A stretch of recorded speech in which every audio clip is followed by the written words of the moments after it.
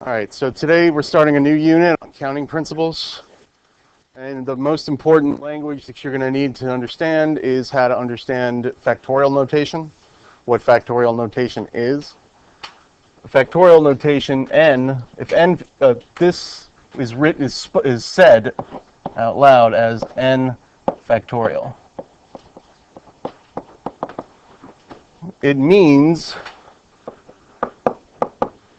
n times n minus 1 times n minus 2 times, and so on and so forth,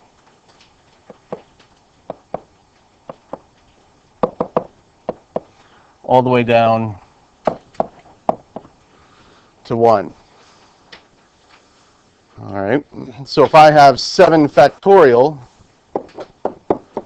that's 7 times 6 times 5 times 4 times 3 times 2 times 1. So you can see the factorial function grows pretty fast. Okay. Factorials are not defined for non-integers. In fact, they're not defined for negative numbers either, at least not in the context that we're going to be dealing with in this class. Okay, there are functions that allow you to play with those, but they are well beyond the scope of this class. So no negatives? All whole numbers, positive integers. All right. So the reason why we look at these is because there are some times where we have this kind of mathematics appear, namely when we're talking about the number of possible permutations and combinations. So for example, let's go into what I'm talking about. If I have, say, let's just say you go to, you need to pick, you have 3 people, A, B, and C, Alice, Bob, and Charlie. Okay? And you need to, and they are running a popularity contest, and everybody votes for them. There's a first place, a second place, and a third place. The possible ways that these results can come out are ABC, ACB, right? Now we have BAC, BCA, CAB, CBA. Those are the only possible arrangements that you could have if you have 3 people and they're lining up randomly, okay? Or if you're picking them in random order. Okay, so there's 6 possible ways that you can do that. Make sense how I made those arrangements? Okay, now what if we have 4?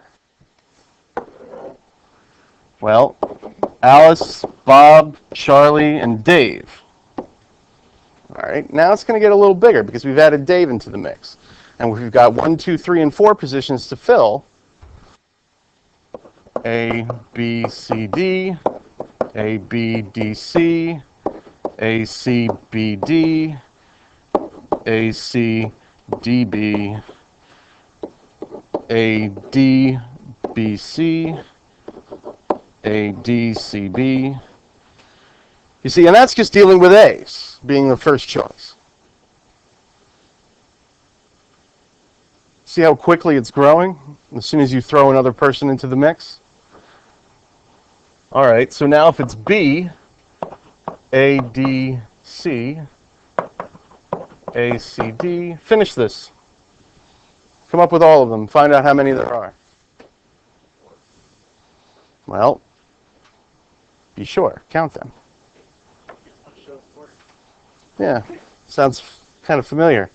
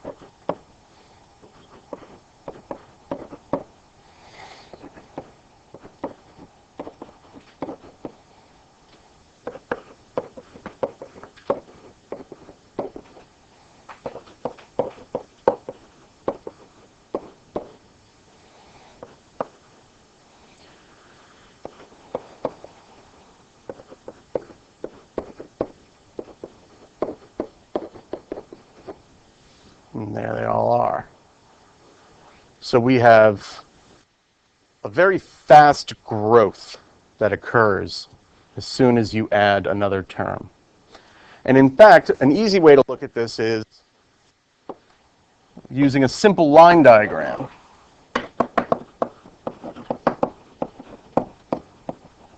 You have 4 spaces. If I'm going back up to this one example where it's Alice, Bob, and Dave. How many choices do I have for first place?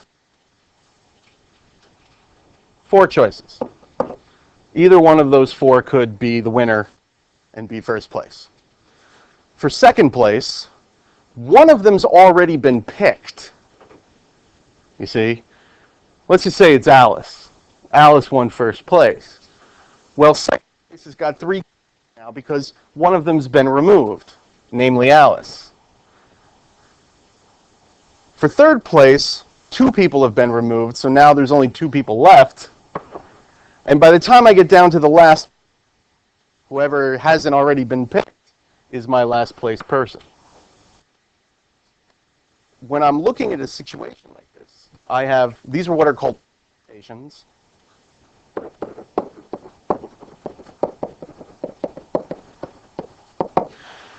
To permute something is to scramble them around, to rearrange their order.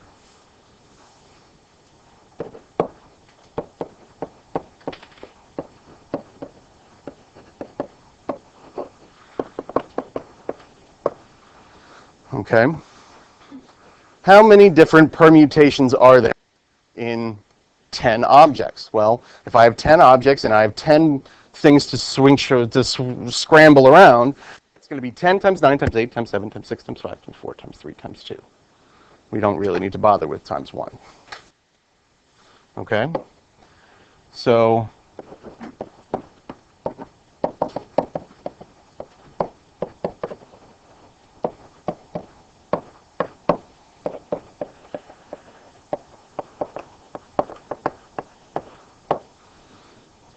if I have n items, there are n factorial ways that I could scramble them around.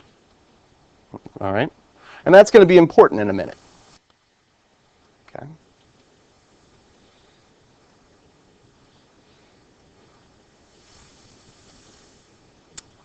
All right.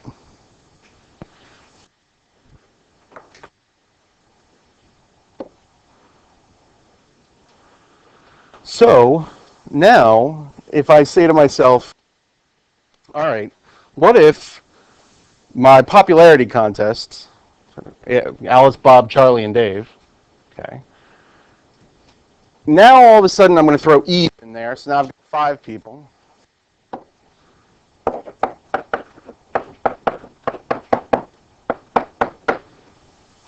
All right, but I'm only interested in the first 3 places, because after that, you know, I don't have enough trophies for you, okay? I'm only interested in the top 3, okay? So now what I'm saying is that there are going to be scenarios. I mean, each scenario is not going to have 5 things in it. Each scenario is only going to have 3 things in it. So I'm only caring about the top 3 spots. Okay, and this is where a line diagram becomes quite useful. Okay? I have 3 places, first, second, and third. How many choices are there for 5 choices for the first place? And for the second place? 4 now, because one's already been taken. And for the third place, 3. So now it would be 5 times 4 times 3. See? So 20 times 3, 60. I have 60 possible ways that Alice, Bob, Charlie, Dave, and Eve could win first, second, and third places for this popularity contest. Okay? This is what we're dealing with here is a certain way of looking at possible ways of combining 3 elements. Okay, now, obviously, if my answer was Alice, Dave, and then Charlie, that is different than Dave, Alice, and Charlie. You see? So in this situation, order does matter, okay? But if I'm looking at 5 times 4 times 3, I'm not specifically saying, well, wait a minute. If my 3 choices are Alice, Dave, and Charlie, I'm not considering their order. If we look at it this way, because I'm not saying 5 times 4 times 3 is specific to Alice, Dave, and Charlie. So there's 2 scenarios we have to care about. One where order matters, and one when order doesn't matter. Okay? If order matters, then ADC could be DC is not the same as that. These are different scenarios. For example, if 3 people at random from this class. Well, how many people? We have 21 people, and I pick 3. That's 20. It would be 21 possible choices for the first. Okay? Pick Raylene, number 1. Okay? She's staring. She's right in front of me. Okay? Raylene. Sorry. I was doing it phonetically. My fault. Excuse me. And then I'm picking another person at random. Austin. Yeah. Okay.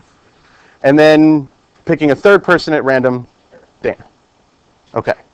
I have picked 3 out of 21. So the odds of me picking those 3 people would be 1 out of 21 for her, 1 out of 20 for him, and 1 out of 19 for her. Do you see how that came about? So the probability of me picking those 3 people is 21 times 20 times 19. Okay? Does that make sense? But if I picked Dana, then Austin, then Raylan, Kara, not that. Excuse me. There's another person sits in your seat. If I pick those same 3 people in a different order, I would still have the same number. It would still be the same probability of picking the same 3 people, right? But now the order matters. Okay, so we have 2 scenarios. We have a scenario where it doesn't matter what order I pick them in, and it does matter what order I pick them. Those are 2 situations. So here's how it goes. If order matters,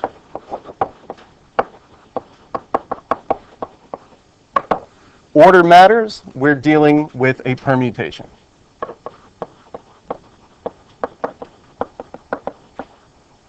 If order doesn't matter,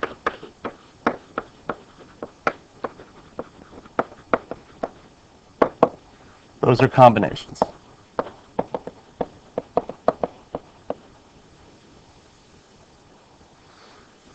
All right.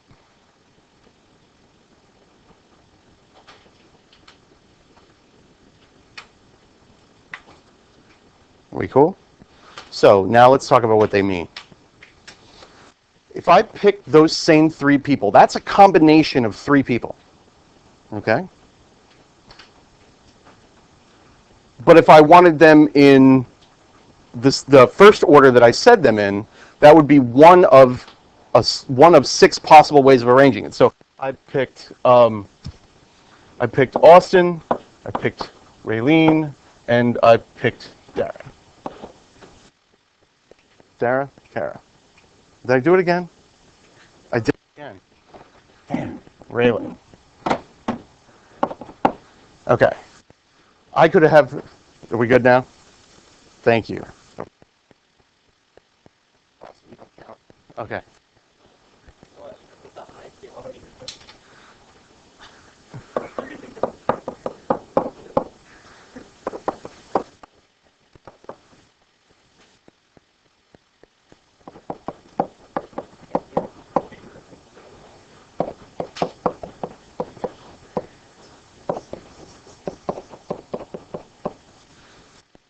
You see, using those same 3 people, I could pick them in any one of 6 orders. You see? It would have been the same 3 people. But if order matters, there are 6 possible ways of it getting done. Okay? So if I wanted them in one very specific order, it's even rare. It's kind of like the difference between picking the lottery, picking the numbers in the lottery, and then pick. It's like if you go to a racetrack, winning horse. That's one thing. It's another thing to pick the winning horse, the second place horse, and the third place horse all in order. Okay? Those three horses and put them in any order you want. So as final round, or sorry, are in the winner's circle, you win, which gives you a pretty good payout. But if you were to pick them in the order that they were supposed to arrive in, you're going to get a much bigger payout because that's a lot harder to do. It's a lot harder to pick the order. Okay? So let's go and let's see if we can put this in perspective. Combinations. A combination is written, there are different notations depending upon where you are. Sometimes you'll see this written, or even depending upon what textbook, where everything goes, okay? So in a combination, order does not matter, okay?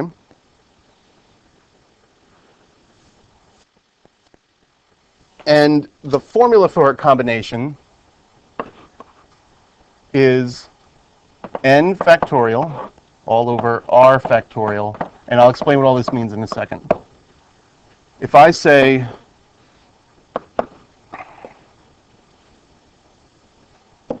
that's read as, well, basically I have 10 items,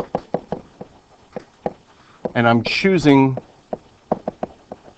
3.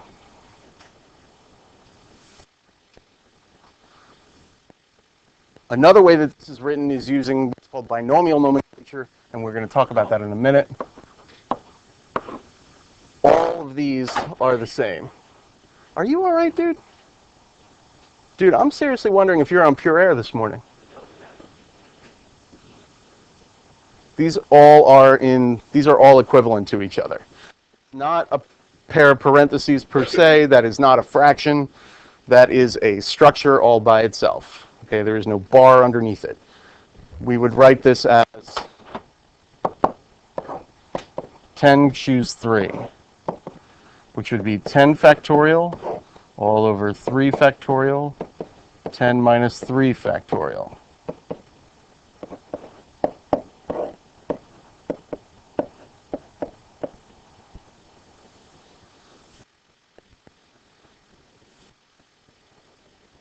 So that's like going to a buffet, and there are 10 items on the buffet, and you get to pick.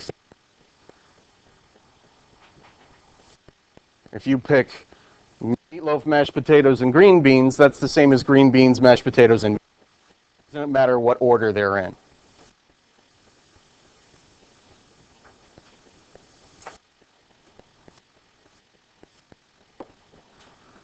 A permutation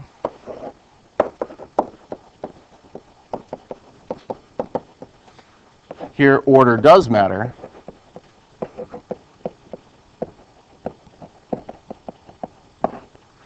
That is same kind of notation.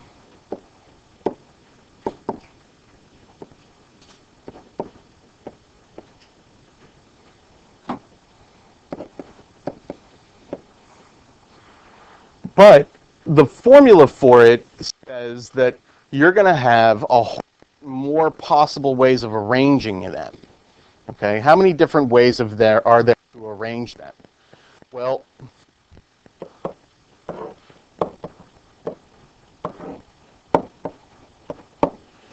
it would be that, because remember, if I chose those same 3 students, there are 6 ways of me rearranging their orders. Okay? And that looks like this.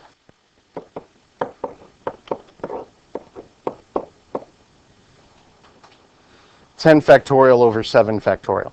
Okay, my denominator is now smaller, which means my number is bigger. And if you think about it, we're looking at the possible combinations on your plate, and then we're multiplying them by the number of ways that you can arrange them in order. Okay? So if we pick those same 3 students, there were 6 ways to arrange them in specific order. So we have to introduce that term by multiplying it by 3 factorial. So let's do some examples to see if we can come up with something here. So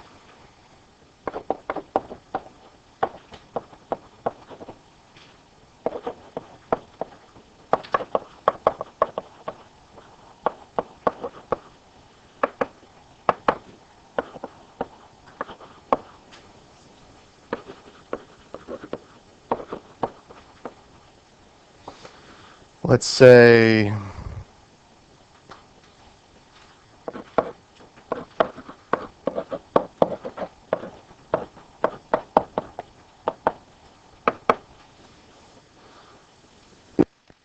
in this context, a word doesn't have to be something you would find in the dictionary. It's just a collection of letters that would make a string. Okay? So we say, first of all, we ask ourselves the question, does order matter?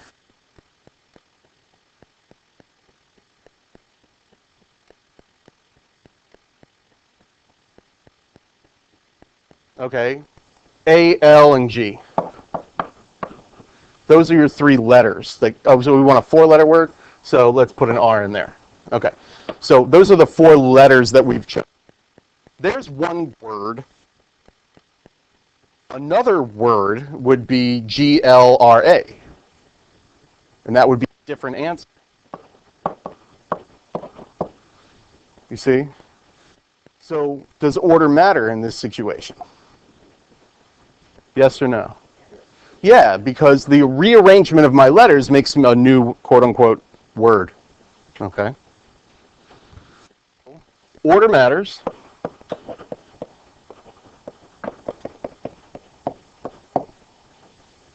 All right? So that means, are we dealing with a combination or a permutation? A permutation. So we have a permutation, and we have 1, 2, 3, 4, 5, 6, 7, 8 letters, and we are choosing 4.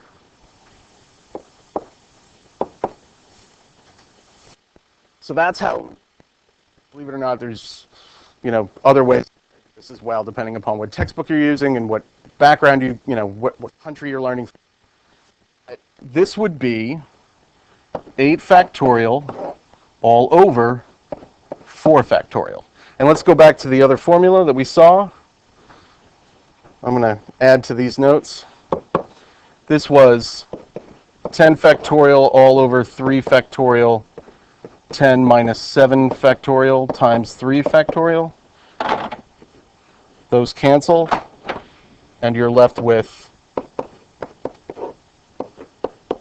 that's where I came up with those. Okay? So in general, you could say this.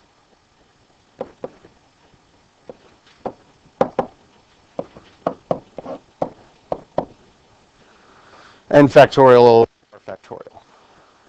Whereas a combination,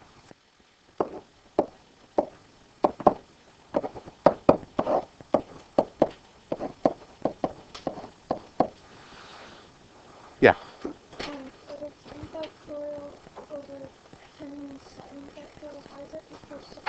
Oh, no, it should be 10 minus 3. Excuse me. Typo.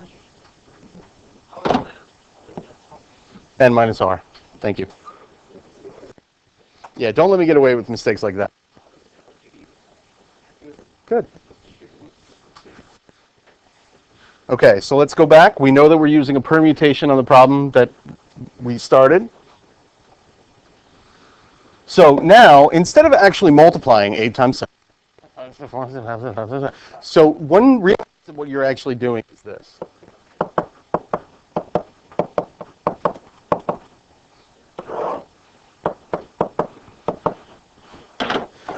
That's really what you're doing. We don't need to multiply by 1, but it's there. Okay. So what you can do is simplify your life a little bit and cancel out what is common amongst them. And now you've got 8 times 7 times 6 times 5. 56, 150, 165, 1850, I believe the answer is.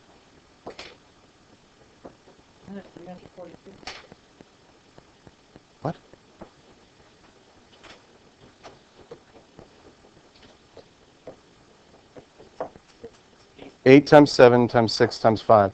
30 times 21. So, yeah.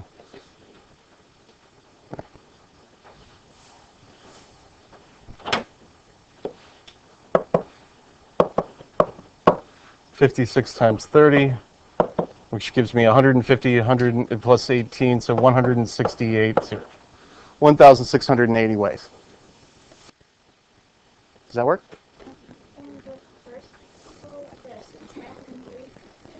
Yes. That's a combination. Wait, no, 10 factorial over 7 factorial? Right, same here. Right, because I have 8 things to choose from and I'm only picking 4.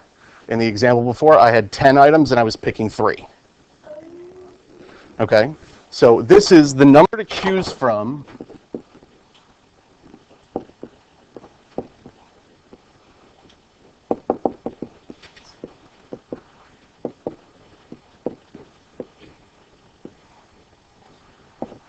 And this is how many we're choosing.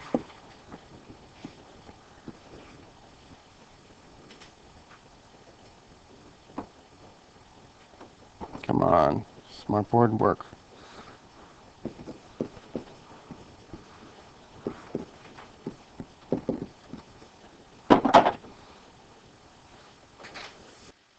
Okay.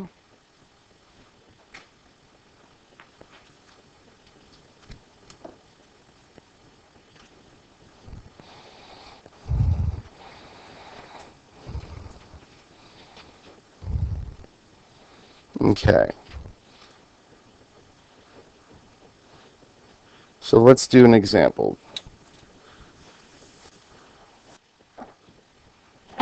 There are 25 people waiting for a bus.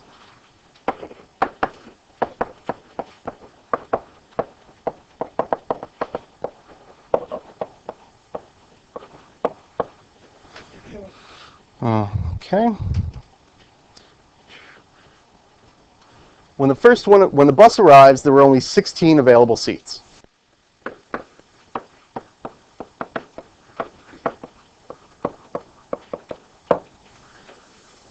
All right.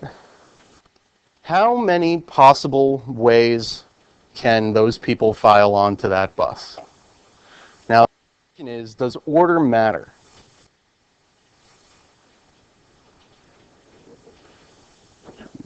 Right. There are 21 of you, and I say, let's pick 16 of you, or the fire drill goes off, and the first 16 people out the door don't get smoke inhalation. Congrats. So in that situation, you might think order matters, but right. But in reality, the arrangement of how you is important, because as long as those 16 people leave the room, it doesn't matter what order those 16 people were in. Does that make sense? Okay, if you're filing these 16 people onto a bus, they line up in a row and then they roll on in. Once that door closes, the order of the 16 people doesn't matter as long as they got a seat, right? So in this situation, order does not matter. Is this a combination or a combination?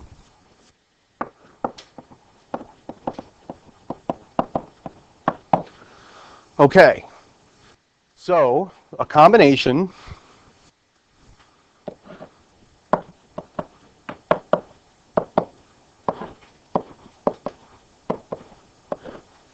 (25) choose 16. Okay, there are 25 things and we choose 16 of them. So the factorial formula goes like this. Oh, excuse me.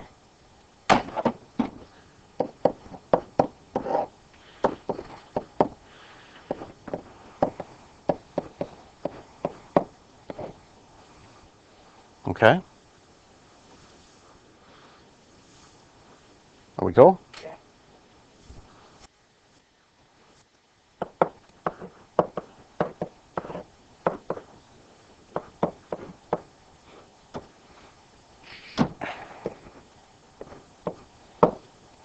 All right. So now to compute this, We don't want to, one of the two numbers down below is going to be larger, even if they're if they're the same size, it doesn't matter. But what you can do is you can basically eliminate a whole bunch of your numerator based upon whatever your denominator is. Your denominator is going to knock out a lot of your numerator's terms. So we'll only have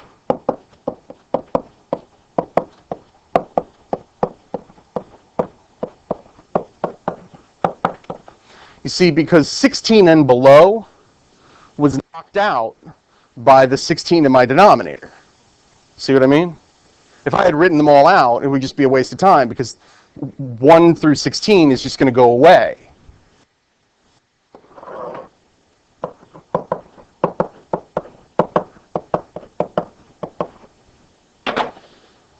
Now, to make your life a little bit easier is to go through this and try and find multiples and simplify your fraction. So, for example, I see a 2 and a 9 kills off a 19. All right, fine. I can get rid of a 24. Oh, sorry, excuse me. Brain damage. There. I can get rid of, say, a 20. And leaving me just a 2.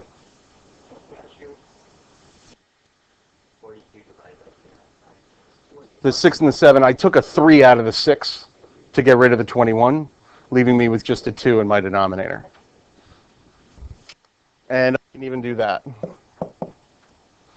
So what I've got is 25 times 23 times 11 times 19 times 17. And you can compute that much smaller number.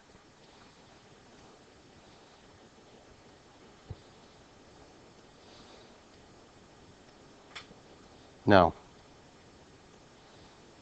Okay.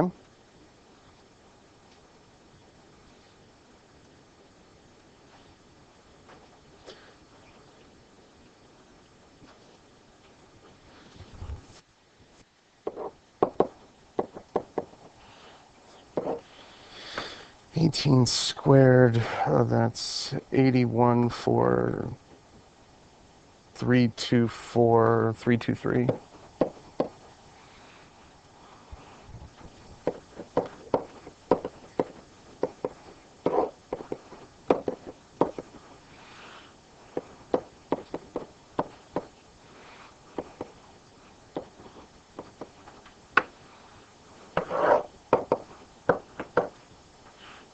Forty-four, 31, 15, 5. Fluffy, what's going on with you today? She's misbehaving.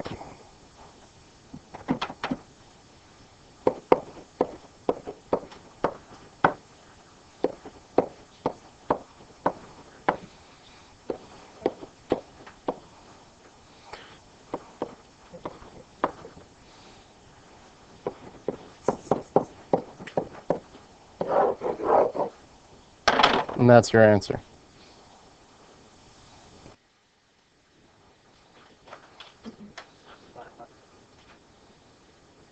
I did. Yeah. And in fact, your calculator, if you're using a TI, and I hope you are, there is a button for all of this. No. You will not be using a calculator again for a very, very, very, very long time.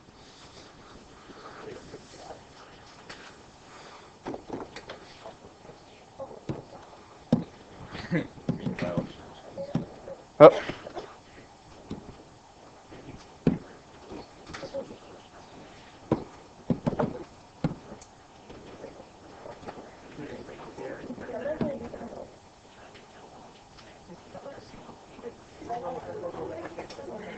Oh, divided by...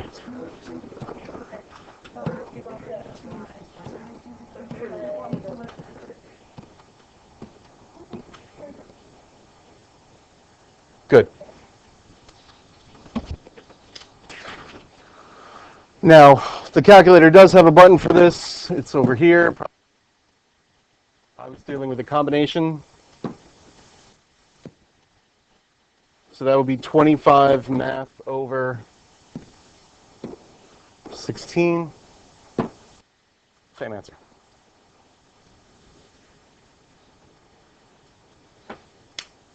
Okay.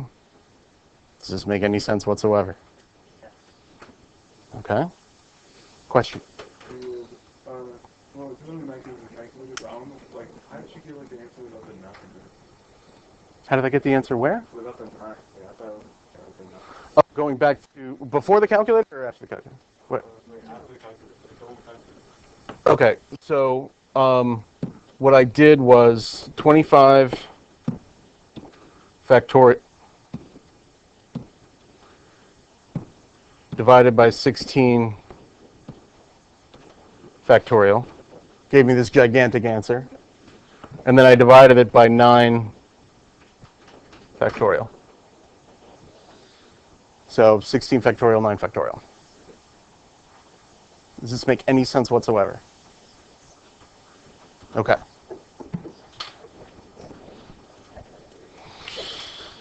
Let us try.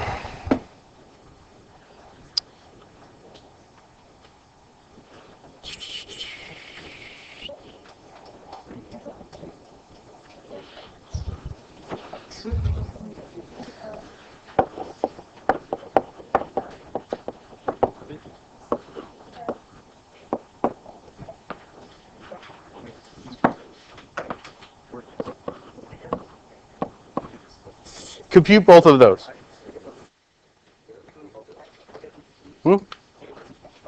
I want you to, find the value.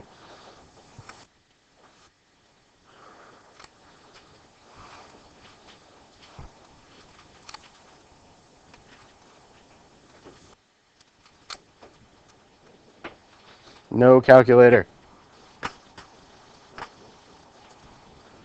So in a scenario like this, you have to ask yourselves, does order matter? Yes.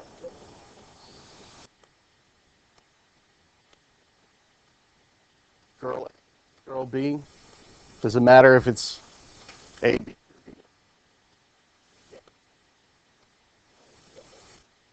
An arrangement, okay, the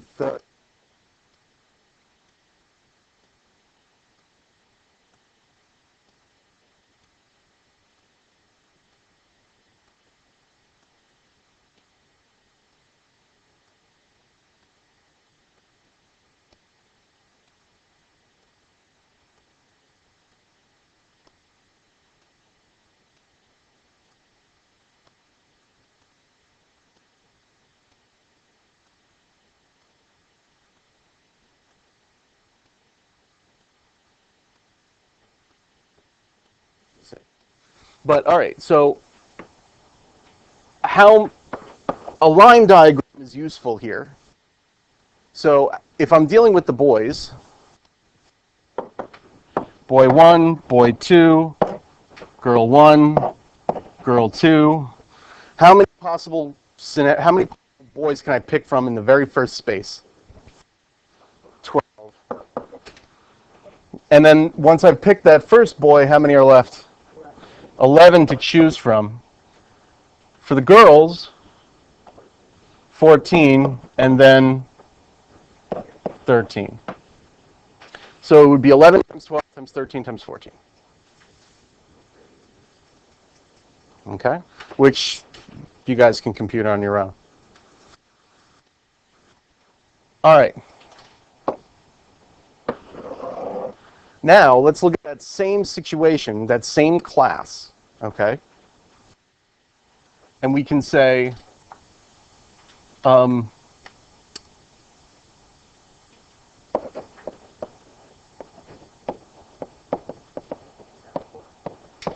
yes, that's an F.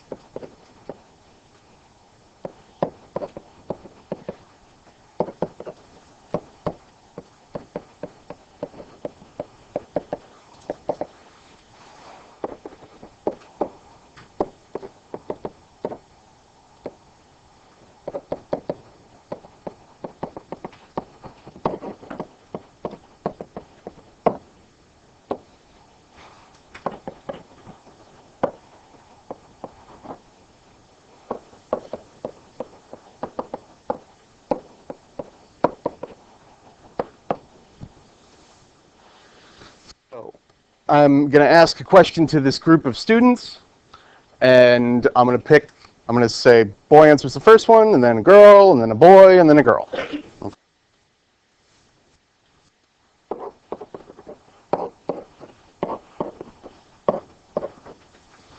So, how many choices do I have for the first respondent?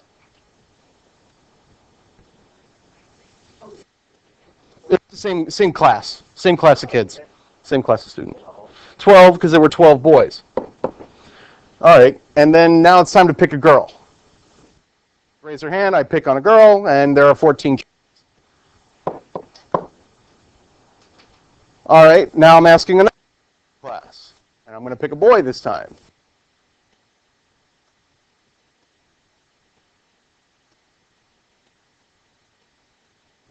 I'm not removing.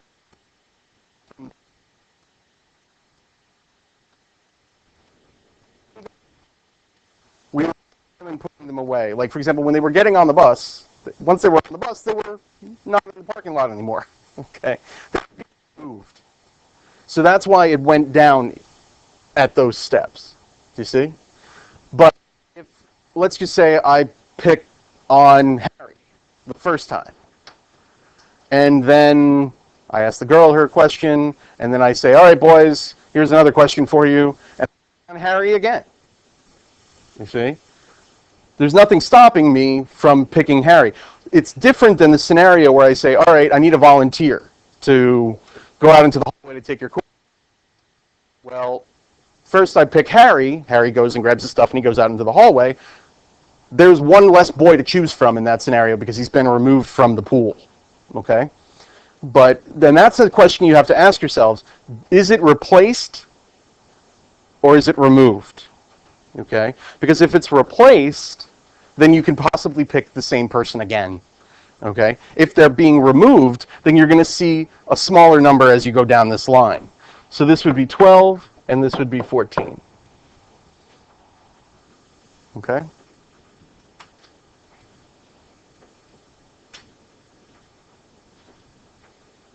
All right?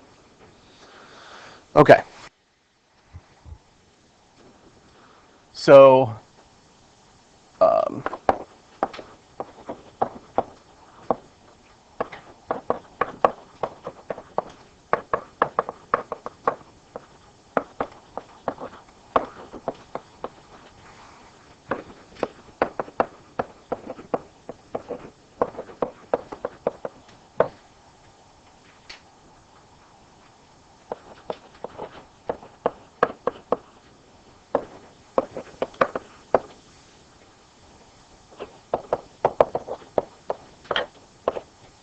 so we have a 6-sided standard die, and we have a playing cards.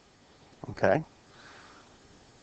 So, first thing we want to ask ourselves is, how many possible scenarios are there? You can pick one of 52 cards in a standard deck.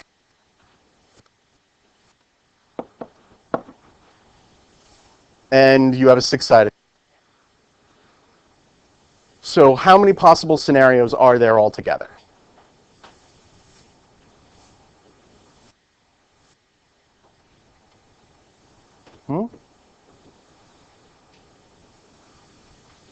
Well, there's 52 on the first. Ooh, not yet. Because I'm not choosing them in order. I'm just picking one. How many choices are there if I have one card? If I hand you a deck of cards and say pick a card, how many choices do you have? 52. And if you roll a die, how many choices do you have? Okay. Card. And there are 6 possible things that can happen on the next roll, right? So it's 52 times 6.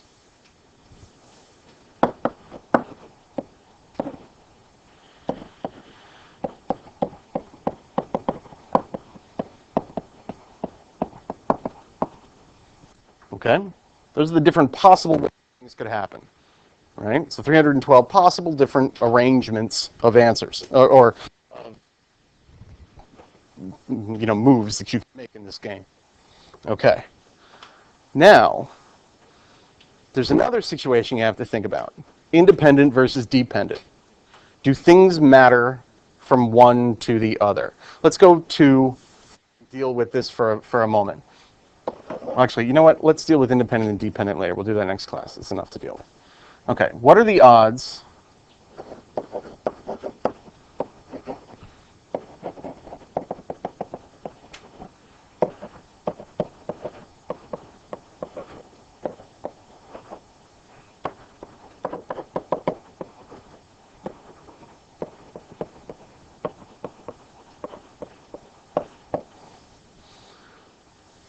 So, how many red cards are there in a standard deck? If you guys have never played with a deck of playing cards, I'm wondering what you did with your childhood. I'm sorry. But there is a card playing club. It meets in here on Thursdays. And it's a lot of fun. So half of the deck is red, half of the deck is black, right? So there are 26 possibles. Yes? Yeah.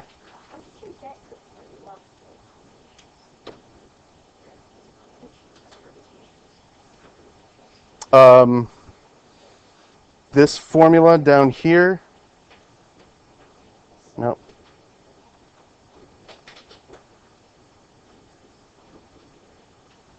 These? Okay. Because let's take the scenario where I picked the 3 students. Okay? If I just said, give me those 3 kids, well, I could pick them in any of 6 possible ways. You see? So here you kind of start off with a combination because I'm choosing 3 out of 21, right? So you start off with this formula for combinations, and then you say, well, I can arrange them in different orders. And that would be 3 factorial orders, because if we go back to here,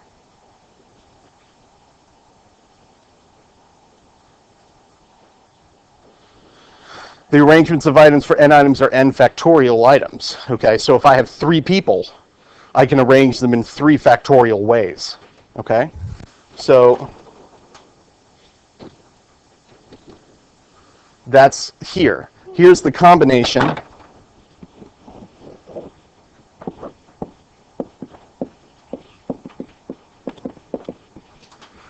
So that's the choosing of them, right?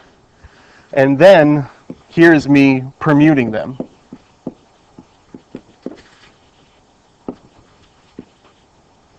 So I picked those 3 kids, and now I can say, well, I could have picked them in any of 6 ways. And that leads me to this formula. So we start off with the combinations formula and multiply it by that factorial. And that gives me basically canceling out this R down here below.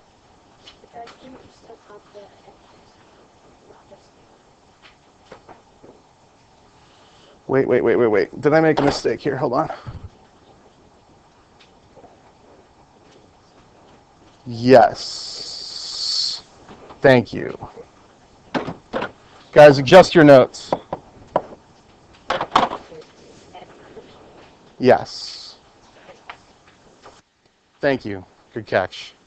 See, I'll make little mistakes like that. You have to catch me if I make a little thing. We are all human. Some more human than others. No, we've been doing it fine. We've been doing it right. The formula wasn't written right. And I think that got me... Well, this one I got away with murder because it was the same way. And this was a combination, so it didn't matter. This one didn't count. This one didn't matter. There we go. We got away with murder. Nice. Just go back to your notes. Replace your denominator of permutations. It's n minus r.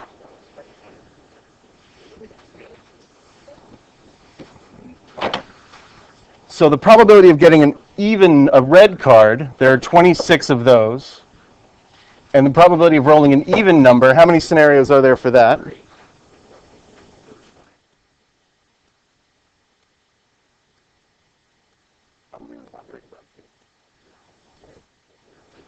There are 3 of those, right?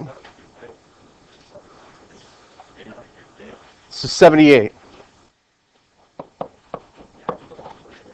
78 answers that work.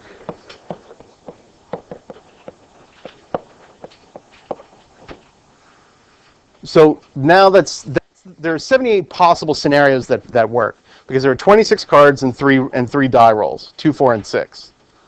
So now the question is dealing with the odds. The odds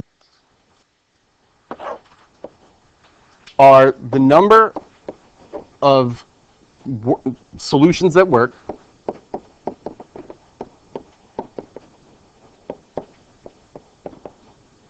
all over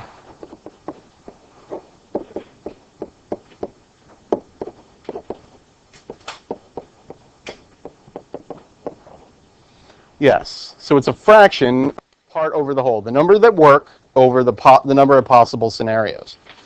Okay, so that's what happens. That's what you're dealing with when you deal with the odds of something happening. So in this situation, we had 78 possible scenarios that worked, and you also had 78 ones that worked, and there were 52 times 6 that were of all of your possible scenarios.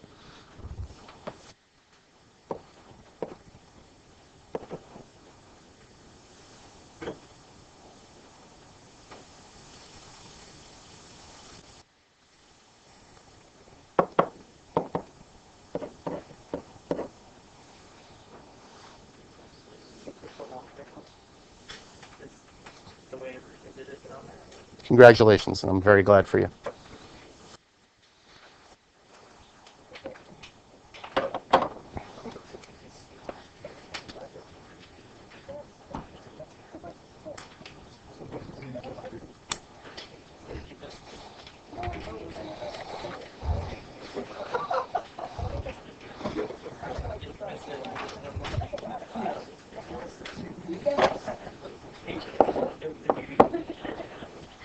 All right.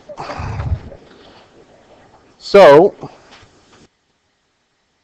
is a number that we're going to need, and it is defined as 1.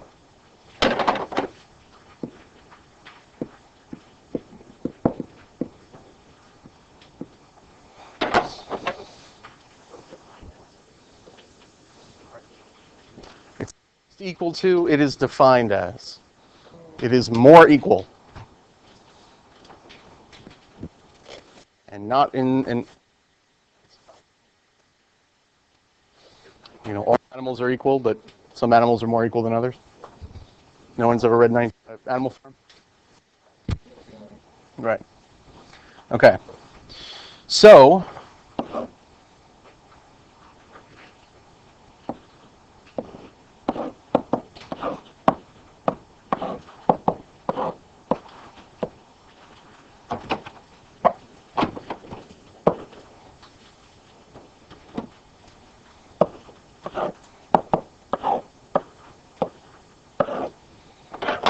try that.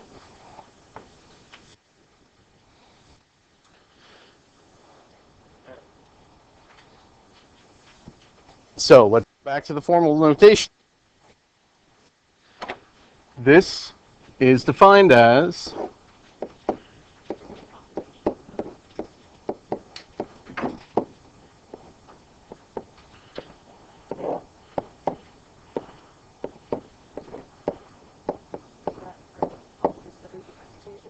yeah, when written that way, they are. These are always combinations. This is always in this form. Okay. When you see this kind of notation, you can write it out in numeric form this way.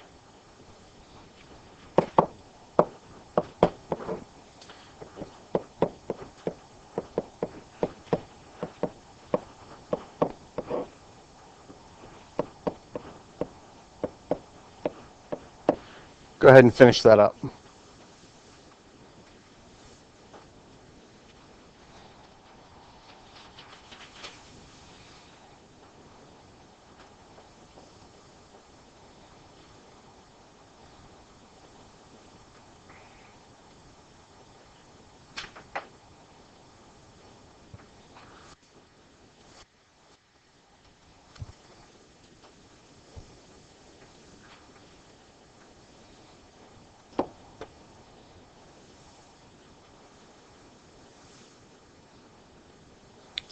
first term equal to? Good. 3 factorial over 3 factorial.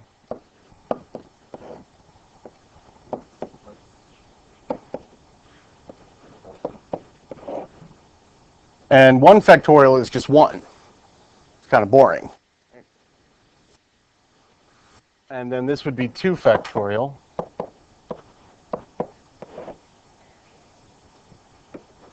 Wait, this is supposed to be a 2. Right?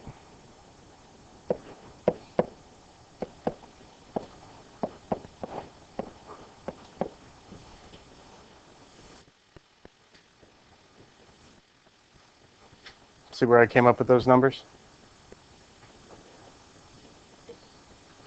Because 1 factorial is just 1, so who cares about that? And 0 factorial is 1, so that's kind of boring too. So this is 1. And what does this become?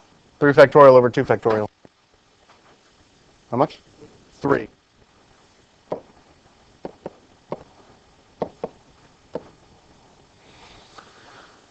One plus 3 plus 1. By the way, does anybody recognize that sequence of numbers? 1, 3, 3, 1?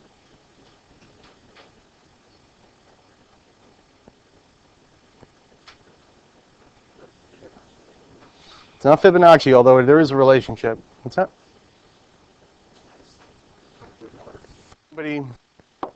Anybody recognize this number? Anyone know what that number is?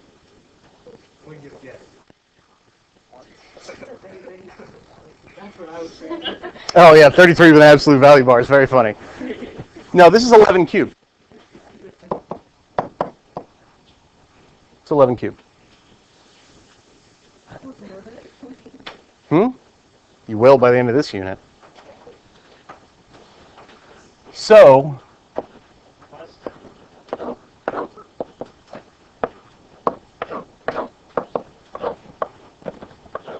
how about that one?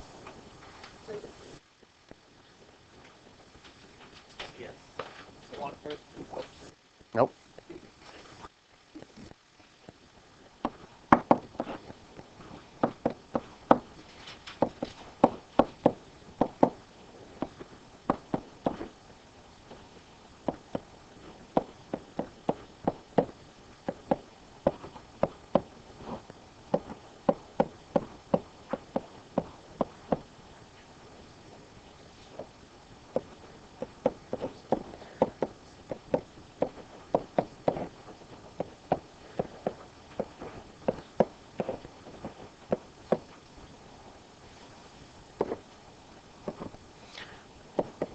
And the middle number?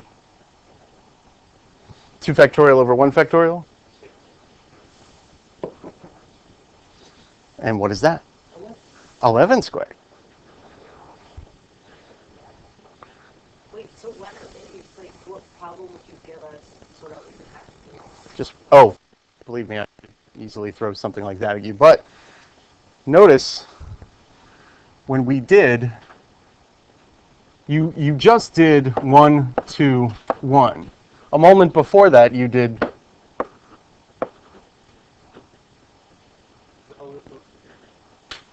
anyone recognize this part of this? Pascal's triangle.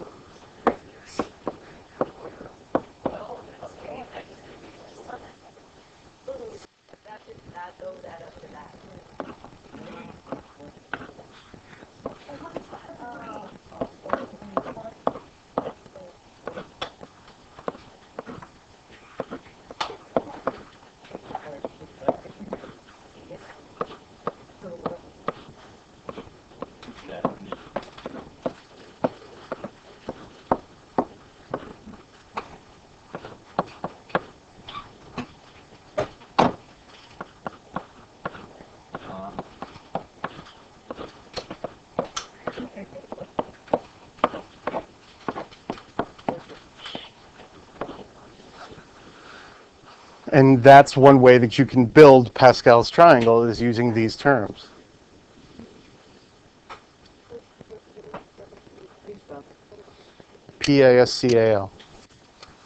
Pascal Pascal's triangle.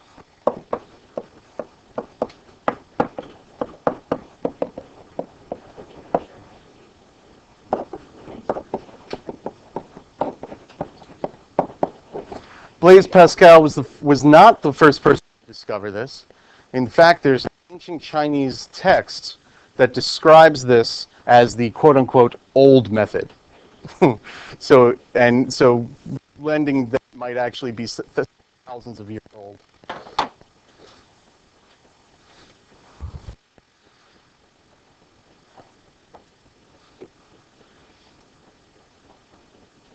So, just to go a little bit further, this is where we're going next class. We're not going to do this now, but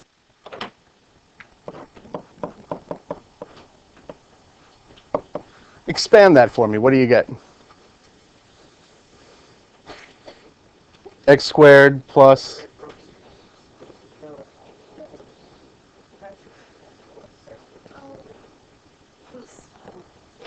plus 2x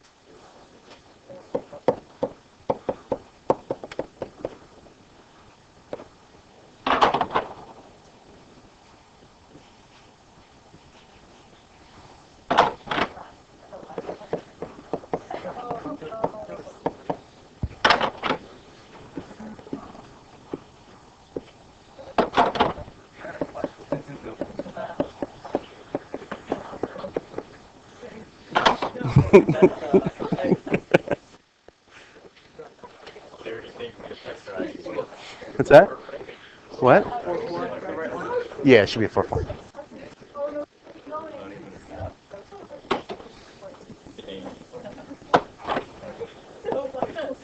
Thanks.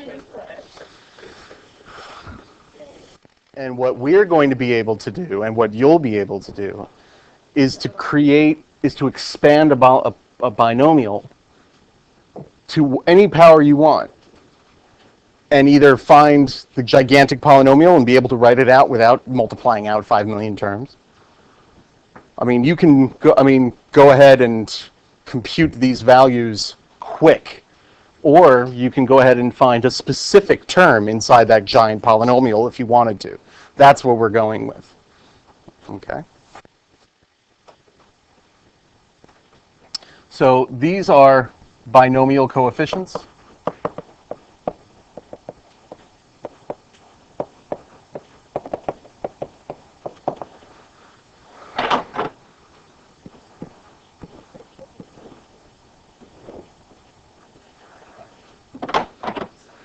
And the reason why this term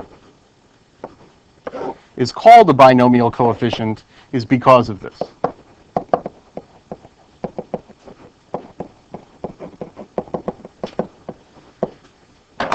So the binomial coefficients is the vocabulary used to describe n choose r.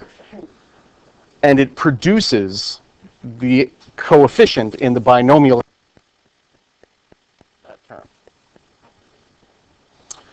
All right, so this episode has been brought to you by Blaise Pascal and his triangle and the number 4.